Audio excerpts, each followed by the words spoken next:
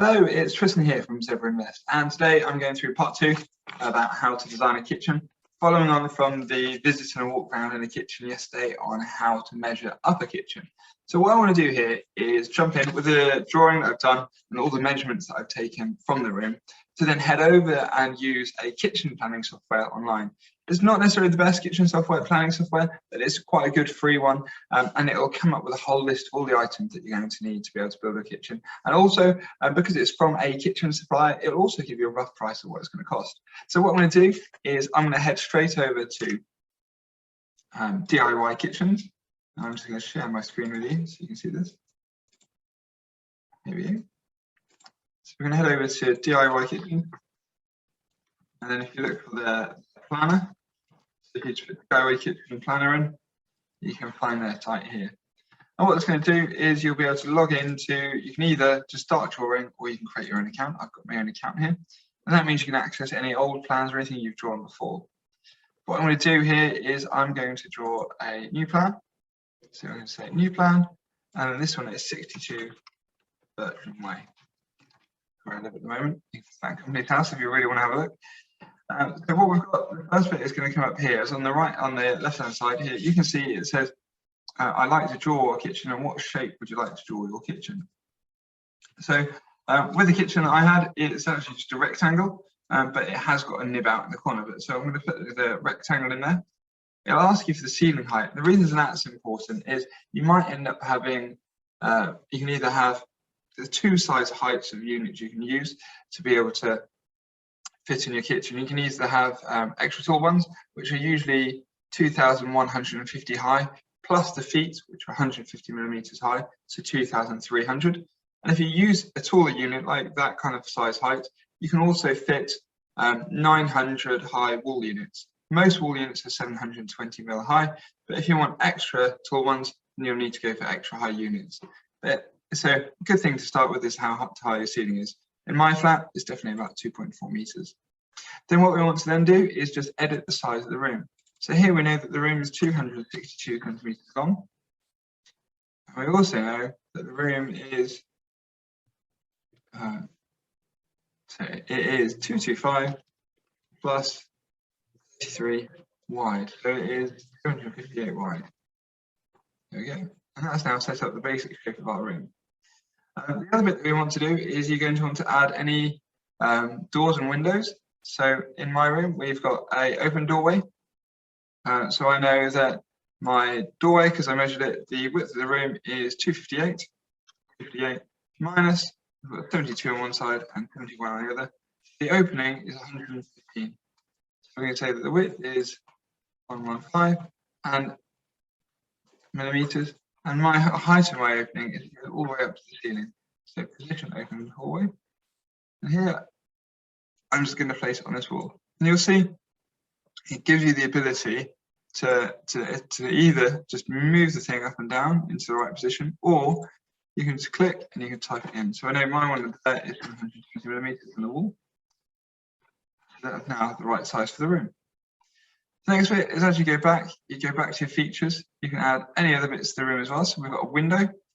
And when I would have measured the window, I would have measured the width of the window, which the width of my window is 860 millimeters wide. The window is 1,000 high, and it is 107 over from the floor. And again, here what we would have done is, I'm just trying to grab my door. It's just on this wall here, and then we know here this one is 880 from that wall. Then we go back, and again we're adding any other features into the room, and this is just get the whole place set up and ready to go. So if we've got beams and any encasements, so I was hoping that we've got a vertical casing. So in my room, as I pointed out, I have a kind of a column that goes up in the corner, and this is 300 deep. And it's 230 wide. So you can see now we've got that little section in there.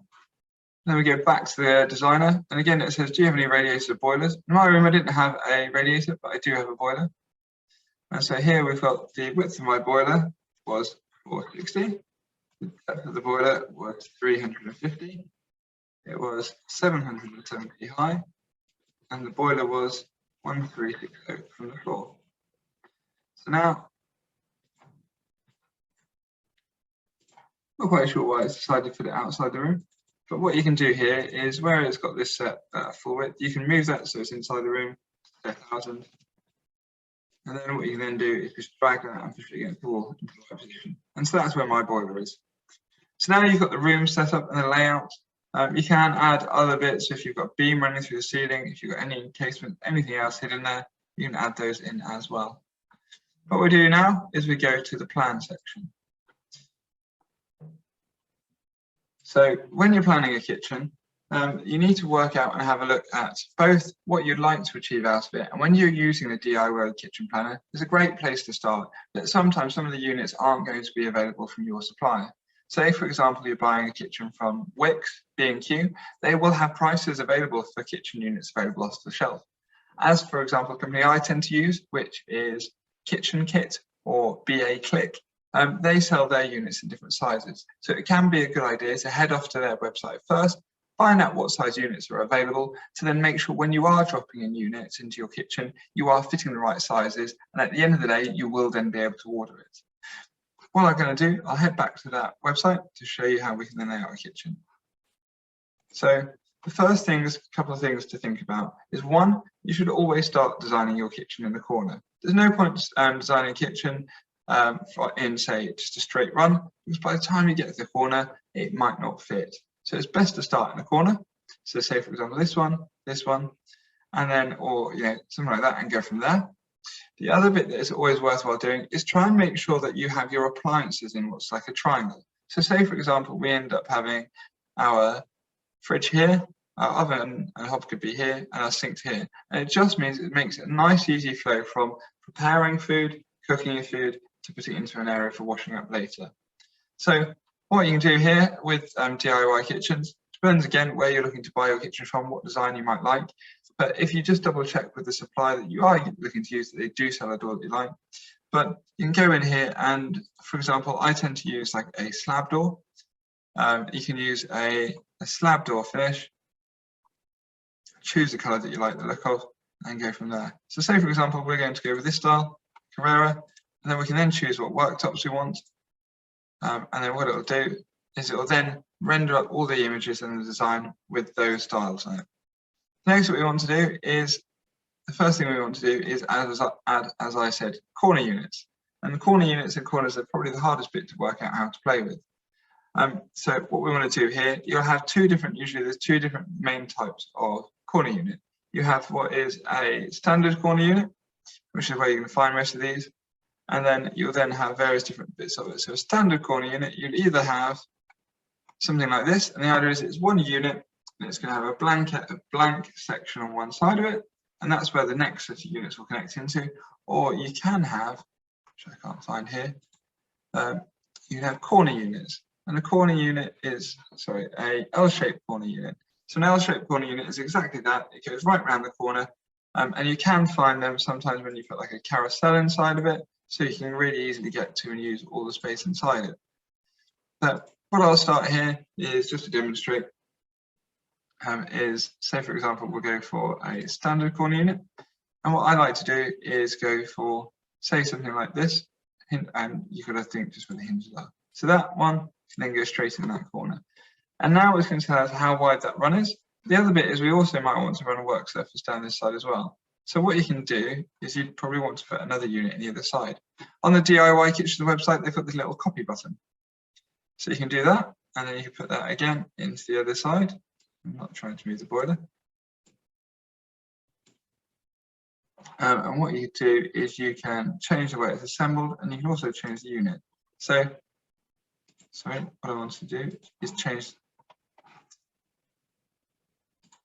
So if you then turn to a left-hand door, what you can do is you can then put that onto this wall. The only thing that it won't let you do, and it won't like you doing, and you can see it already, is where we've got this section here hidden behind the wall.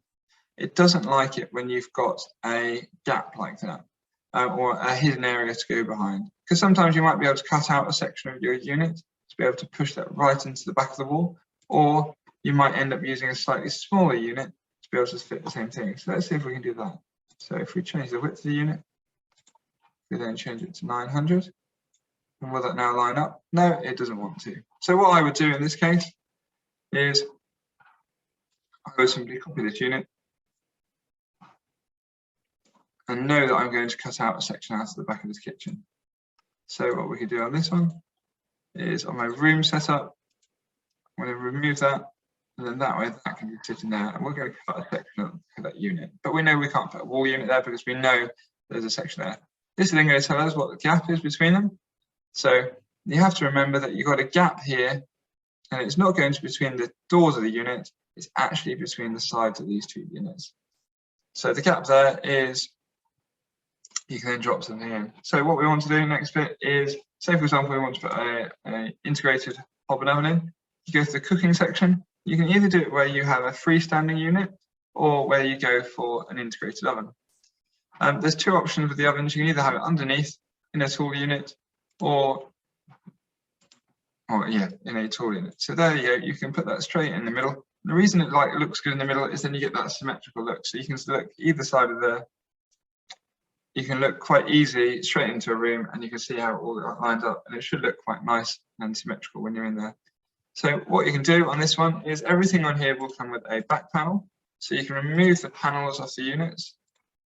So on this one, it's coming up with a few of those. And it's now saying that we've got roughly 400 millimeters available on either side of it. So what you can do then is you can then go and position additional kitchen units. So say for example, we want base units. You have two options. You have highline units, which is where the whole unit is a door. We have a drawer line where it has a drawer at the top, and then it has a units underneath. What I'm going to do is I'm going to put in a 400 unit, and this one should sit just in here. There you are. And then what we can do is, there you go, and hopefully, I'm not quite sure why that's done that, because before we had a little bit more space. What we can do again is if we do, we're going to add another kitchen unit, and here we could also add let's go back to the base units, we could add another drawer unit. And if you look through, you might be able to find a 400. And then what we can do is, here we go, add 400 units to the plan. And for some reason it doesn't want to fit. And this will make sense in a second. So here you can say it's not going to fit because you've got an overlap of the units. So it might be actually that you end up having to make one of the units smaller or both of the units smaller so it all matches up. But you can see here, there's an overlap of 80 mil. And the reason there's an overlap of 80 mil is most kitchen units are usually 600 deep. When they've got a corner, they'll have a little panel in this corner, so then it can go around the edge. And that's why it's gone up to 630. So what you can do here instead is we can swap our unit here, change the width of that, say down to 300 millimeters. And now our kitchen shall fit. You see that? And then it's also, it'll fill and work out any other panels that you need for it. So next bit is you're going to be thinking, what we're going to do with this rundown here, with the units here. And that's a good point. So we've then got, we're going to need to make sure we've got a fridge. And as I said earlier, a good idea for putting a fridge in is to make sure that you've got a kind of a triangle layout. So personally, I quite like going with integrated fridge freezers, but you can just go and have freestanding if you want those. If you're going to have integrated, you've then got a few different options. The most common option for fridge freezers is 70-30 or 50-50. So we then go with the 70-30, and then here is going to give you two different heights. So you can see here it's got 2,300, and then it's also got 2,120, and then it's also got, sorry, here you go, it's got 2,150, and it's got 1,970. So 2,150, when you then add on the feet are 150 mil high, that gives you 2,300 height. That's only going to be used where you've got really high ceilings. If you've got a normal height ceiling, then you're going to be wanting using a 2,150. So here we can click this, add it to the plan, and then we can just stick that in this corner here. And what we do is, again, we can then say what size handle we want the door on, and then that's all then ready to go. The next thing we now know is that we've got 800 millimeters of space between these two things, these two units. If we then remove the panel, 850. because we'll put a unit next to it. So at 850 millimeters, what can we fit in there? And again, this comes down to, you might want to add, here we actually only put in a drawer unit. So we might just turn and say, actually, what I want is instead of that drawer unit right next to it, I'll swap that for a highline base unit. So just a normal unit. And then what we can do here, instead over here, where we've got a bit more space, is now we might actually turn and say, what I fancy is base unit, and we're going to have a pan unit, and we have 800 wide pan unit that goes in here. Okay, so now we've got fridge, drawers, corner unit, 2 storages, and then we've got the oven in the middle. So the next thing we could do is, as we come around the corner, we're then going to need to have a sink. And sinks usually look quite nice underneath the window. So what you can do here is you've got 3 different options of sink. The easiest ones that you're probably going to be working with are inset sinks, which are ones that sit on top of the work surface, or an undermount sink that will sit underneath it. The Belfast sink requires a special unit, and not every company sells them. So if we then say, for example, we have an inset sink, you've then got various different options you can have to put there. So let's turn around and say we want one inset sink, and then again you need to think about how much space you have in that area. So in this property, it's only a small property, so I'm just going to go with a 1 bowl, and it's going to give you all different options for what size sink will fit in that unit. So we might just turn and say, look, we're going to put in a 500 highline unit. And that might be because you want to leave a gap there to be able to put a dishwasher next to it. The other side of it is you can swap the direction of the basin. So if you want that to sit underneath the boiler, you could do it like that. If you wanted to sit into the other side of the room, you could do it there as well. Let's say, for example, we do it like that. Then we've got 2 units side by side. But in this flat, we also have a washing machine. So we probably want to put the washing machine, and it's a good idea to put washing machines or dishwashers next to where your sinks are. And that's just because you're going to have your plumbing there, and you're also going to have your soil pipes and your waste. So what we can do here is position an appliance. Let's go with my washing machine. And then again, you can have integrated or freestanding. And again, we can then just put that in side by side. And then here you can see that's leaving a 390 millimeter gap. So in the bottom, we can then put in, this is add another kitchen unit, base unit. You might want to just have you can have open units, the highline unit. You might even want to be able to slide in, say, a bin, or have feature corner units or various other bits. But say, for example, we're going to go with bin unit. And here we go, you've got a highline bin unit, which is 600 millimeters wide. That's not going to fit in there, that's a bit too wide. Unit alternatives. So if we can just change the width. Here we go.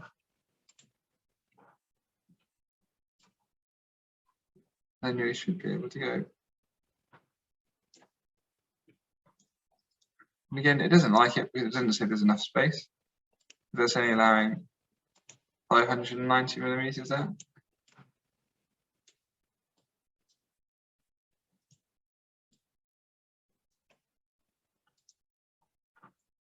So there you go. And then if you've got any problems with your design, it will flag them up here. Anyway, so now we've got base units in. The next thing you're probably going to want is wall units. So you can then go here to wall units, and wall units, as I said earlier, they actually come in 3 different sizes. So you've got the option of a standard wall unit, which is 720 millimeters high, and that's usually, as I said earlier, in a room where the ceiling height isn't particularly huge. So in this room, we'll be using a 720 mil. If you've got really high ceilings, you probably want to use a 900 high wall unit. And then if you want to create little areas where you can do like chopping or preparation, then it can sometimes be nice to use what's called a top box. And top boxes are usually 360 millimeters high. So we've got a standard wall unit here. I'll put that in. But what we would usually want to try and do is to match the units to look almost the same as the one below it. So in this case, what we'll do is change the width. We can put that to an 800, and then that's going to put 2 doors on it for us. And then here, running all the way into the corner, we've got 1000 of space. So we can add another, if we copy it, we can then change the width of it. And here it says we can now have 1000. So that can go right up into the corner. But the other bit is here, you just have to think about how big the door is below it. See if that will just shift along. Something will shift along. But you almost want your doors to match up underneath. There you go, and then that will allow you to have a little infill in the corner. And if you wanted another unit as well, we can copy that unit. And then here we've got, the only thing is you have to think about is where that window is. So we can edit this unit, change it, and then we'll come down to something like 600 millimeters. You could go wider if you liked, but so if we get change width, change this unit, so then you've got plenty of storage space there, and that makes actually quite a neat kitchen. So what we can do now is if we go to, once we've got all of this, it's going to tell you how many handles, how much worktop, everything else you need in there. Then you can go to configure, and we can change all the hinges, everything else, but it already works as well out for you. And what we'll do now, if you want to change it for your own images, you can change the floor style, and you can change the colors of the walls if you wanted to. But then what you can then do, this then gives you two things. One, you get a 3D view, and I'll go back in a second to explain how to read these.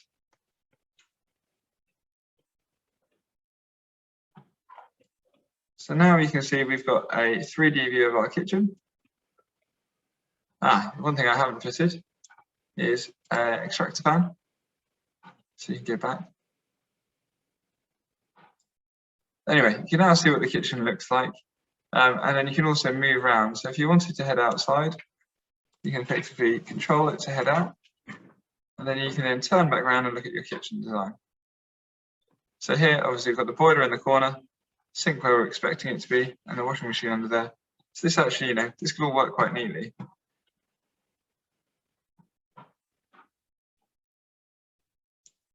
So the one thing we're missing in the middle of all of that is if we go back to plan, you can then add in appliances. So we're cooking, we're going to want to have a hob in here.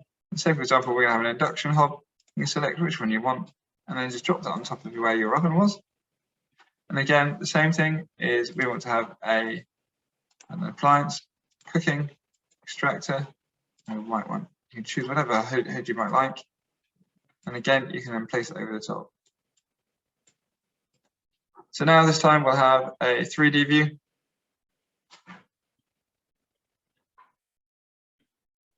Hopefully it will look pretty good. So as I did before, I'll just head out of the room.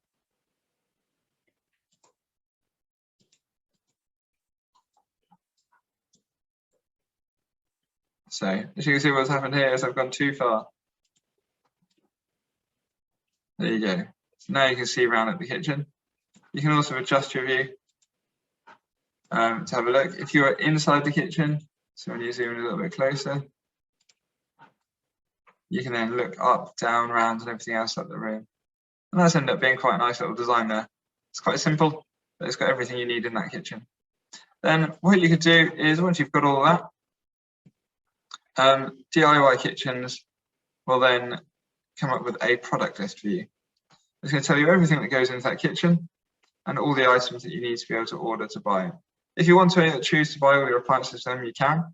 But what you can do here is the first thing that I typically do, and I'll show you how, is if you press the F11 button, it'll get to full screen. Then what you can then do is go to your snipping tool. But if you go to, I'll show you how I got there. But if you go to, not that it's, so you can open up the snipping tool. And then if you open up the snipping tool, you can then draw a rectangle around the area. And then you can then download a copy of that kitchen plan. And that way you can then provide that to your builder or carpenter who's going to be fitting your kitchen. The idea is, on this plan, you can see there's 3 different sets of measurements. The outside one is the length of the wall. That's the one that we would have inputted to start off with. The next one in is the length of the wall units. So you can see if there is a wall unit or if there's a gap.